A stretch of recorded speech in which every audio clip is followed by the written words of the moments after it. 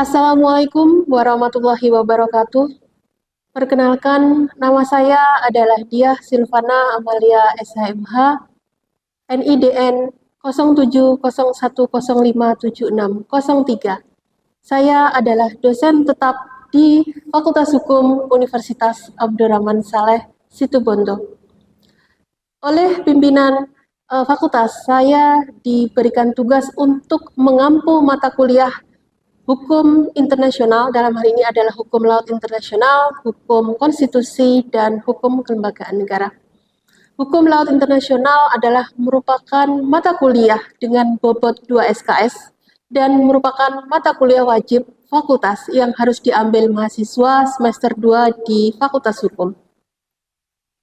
Capaian pembelajaran yang diharapkan, mahasiswa diharapkan mampu memahami konsep teori dari hukum laut internasional. Kemudian mahasiswa diharapkan mampu memahami hubungan hukum laut internasional dengan hukum nasional, memahami zona maritim, mampu mengambil keputusan yang tepat dalam konteks menyelesaikan masalah, dan dengan tepat, cermat, dan logis dalam menyelesaikan kasus hukum laut, terutama di daerahnya sendiri, yaitu kita fokuskan di Kabupaten Situbondo. Metode perkuliahan dengan metode ceramah yang interaktif yang diselingi dengan tanya jawab itu adalah merupakan metode yang saya implementasikan kepada mahasiswa. Di samping metode perkuliahan dengan ceramah yang interaktif, juga ada small group discussion serta problem-based learning yang saya implementasikan terhadap kasus-kasus yang terjadi, baik di ranah internasional maupun di ranah nasional serta di ranah regional. Berikutnya adalah kami sampaikan materi pembelajaran kuliah hukum laut.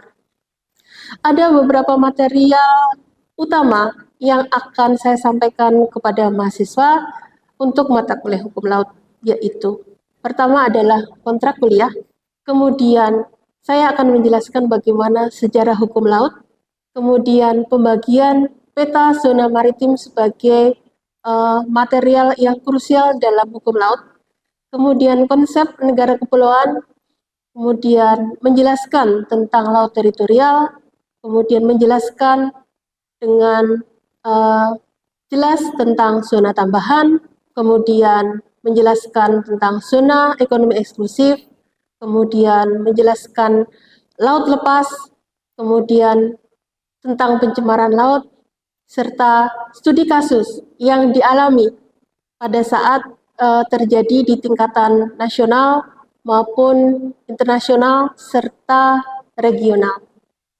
Itu adalah hal-hal spesifik yang akan saya sampaikan dalam material perkuliahan hukum laut internasional.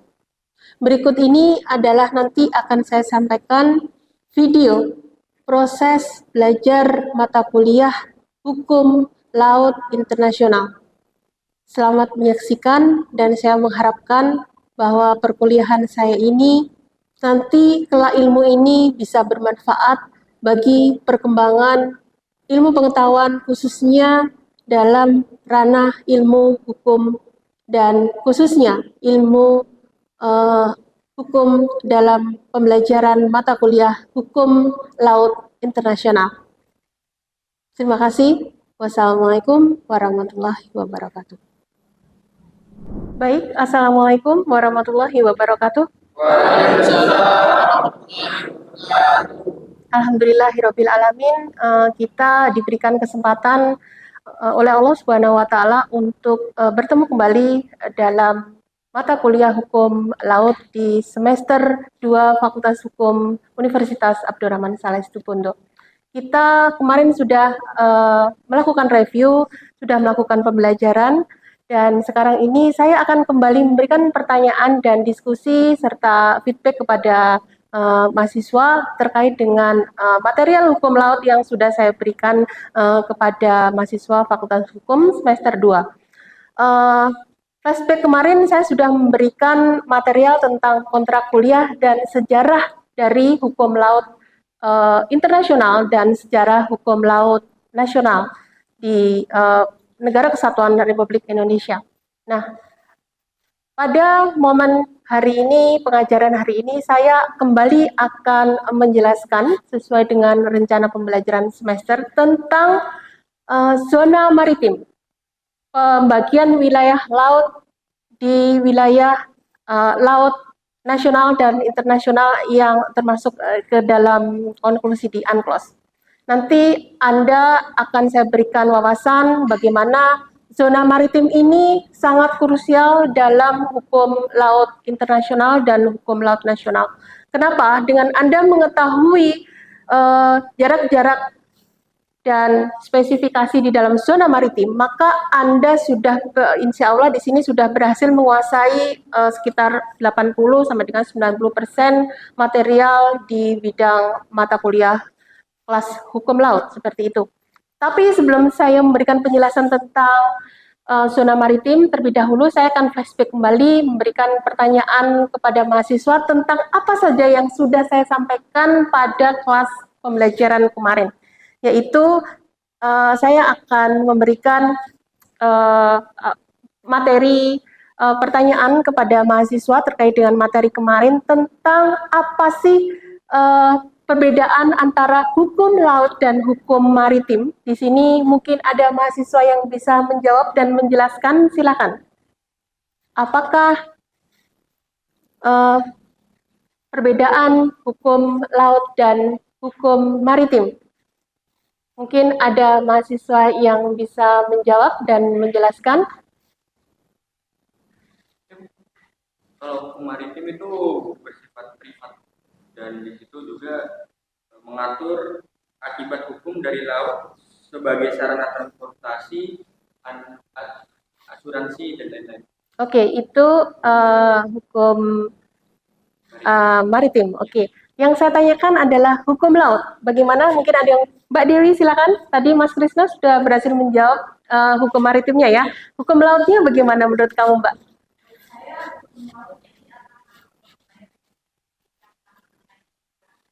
Oke.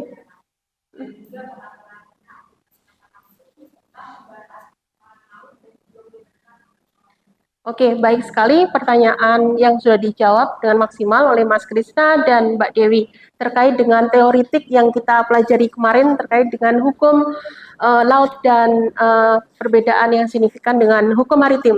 Berikutnya adalah apa sih sebenarnya arti penting laut bagi negara kita, negara Indonesia? Mungkin ada yang mau berinteraksi, mau menjawab, silakan Mbak.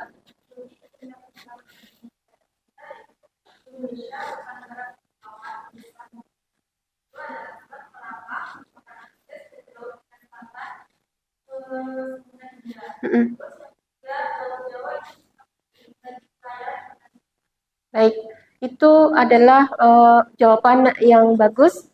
Dan di sini berikutnya adalah saya minta kepada mahasiswa ini yang juga krusial. Coba jelaskan dari pembelajaran kemarin yang sudah Ibu berikan tentang UNCLOS. Siapakah yang bisa menjelaskan tentang UNCLOS? Ya, silakan Mas. UNCLOS disepakati pada tahun 1992. Oke. Dan berlaku pada tahun 1994. Baik. Terdiri dari 320 pasal dan 17 bab. Yang terakhir itu baik, UNCLOS adalah merupakan konklusi dari konstitusi kelautan yang dipegang teguh oleh semua negara-negara di dunia yang sudah mengikatkan diri dalam konvensi hukum laut internasional termasuk Indonesia untuk melaksanakannya. Berikutnya adalah saya ingin memberikan pertanyaan tentang flashback kembali ya. Ini kita sehingga Anda bisa refresh kembali tentang deklarasi Juanda. Apakah ada mahasiswa yang bisa menjawab pertanyaan saya? Silakan Mbak Rizka.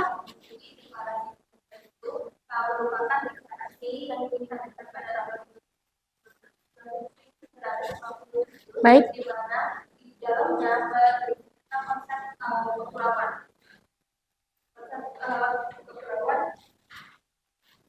Konsep negara kepulauan yang akhirnya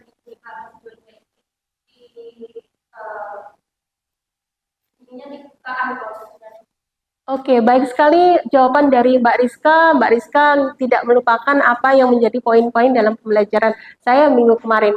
Nah, itu tadi adalah beberapa flashback pembelajaran yang saya sudah berikan kepada mahasiswa terkait dengan mata kuliah hukum laut. Untuk sekarang ini kita akan pelajari tentang bagaimana zona maritim sebagai zonasi yang akan dipelajari dalam material berikutnya tentang hukum laut, di mana kita ketahui bersama bahwa zona maritim ini adalah merupakan pembagian zonasi dalam hukum laut, di mana di situ terdiri dari negara pantai, ada negara pantai, kemudian dibagi menjadi laut teritorial, kemudian zona tambahan, ada zona ekonomi eksklusif dan laut lepas. Nah, dengan kita mempelajari dan memahami dari zona maritim ini, termasuk di sini adalah kita memahami zona mana yang termasuk ke dalam kategori zona yang mempunyai kedaulatan penuh dan daerah yang mempunyai hak berdaulat. Kita ketahui bersama bahwa laut teritorial mempunyai zona yang diklasifikasikan dalam zona berkedaulatan penuh atau sovereignty, sedangkan mulai dari zona tambahan sampai dengan zona ekonomi eksklusif masuk dalam kategori hak berdaulat. Artinya apa? Kedaulatan itu sudah mulai terkurangi pada tanah dan tahap itu. Berbeda dengan laut teritorial. Tetapi di sini nanti Anda juga akan mempelajari tentang jalur lintas damai, di mana meskipun kapal asing itu melewati zona teritorial yang mempunyai klasifikasi hak berdaulat, tetapi dia masih bisa lewat dan tidak melakukan aktivitas apapun sehingga itu dikategorikan ke dalam zona bebas yang bisa dilewati oleh kapal-kapal asing yang ada di dalam konteks UNCLOS tahun 1982 seperti itu. Mungkin dari pembelajaran tentang zona maritim ini ada pertanyaan yang mau disampaikan, silakan Mas. Mbak. Baik, Mas Denny. Bagaimana hukum terhadap praktik illegal fishing yang terjadi di wilayah tersebut?